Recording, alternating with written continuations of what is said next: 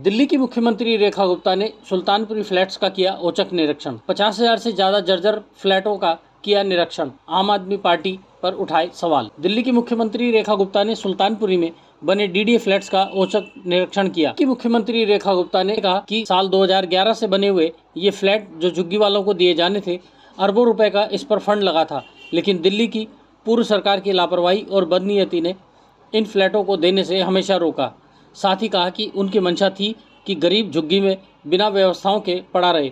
आज ये 50,000 फ्लैट जर्जर अवस्था में हो गए हैं। इन पर फिर से करोड़ों रुपए का खर्च करने की जरूरत हो गई है। जनता की चुनी हुई भाजपा की सरकार मन से यह चाहती है कि हर झुग्गीवासी को रहने के लिए छत मिले, घर मिले, बहन बेटियों को सुरक्षित माहौल मिले। ब्यूरो रिपोर्ट, राष्ट्र सर्च न्यूज दिल्ली, देश की आवाज। 11 से बने हुए ये फ्लैट जो गरीब झुग्गी वासियों को दिए जाने थे, अरबों रुपए का इस पे फंड लगा, पर सरकार की बेपरवाही और बदनीयती ने इन फ्लैट्स को झुग्गी वाले को देने से हमेशा रोकते रहे। उनकी मंशा थी कि गरीब झुग्गी में पड़ा रहे, बिना सुविधाओं के, रोजाना शौचालय और स्नानघर जैसी व्यवस्थाओं के लिए जूझता रहे।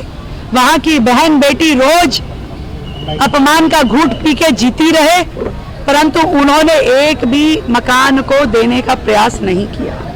आज ये 50,000 फ्लैट जो जर्जर अवस्था में हो गए हैं, जिनको फिर से करोड़ों रुपए खर्च करने की आवश्यकताएं खड़ी हो गई हैं, परंतु जनता की चुनी हुई भारतीय जनता पार्टी की सरकार जो दिल्ली में आज है, मन से ये चाहती है कि हर झुग्गीवासी को रहने के लिए छत मिले, घर मिले, बहन बेटियों को सुरक्षित माहौल मिले, सारी व्यवस्थाएं मिले, चाहे वो स्नान घर हो, चाहे शौचालय हो और चाहे सुरक्षा हो, चाहे बच्चों के खेलने के लिए पार्क हो और चाहे लाइट, पानी, सीवर की व्यवस्था हो।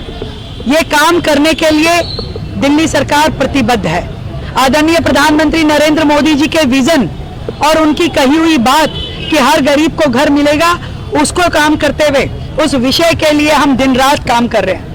हर वो संभव प्रयास जो झुग्गी वालों के लिए मकान देने के लिए हो सकता है वो हम कर रहे हैं। हमारी पूरी टीम, हमारे सारे अधिकारी, हमारे मंत्री, हम सब लोग लगे हैं।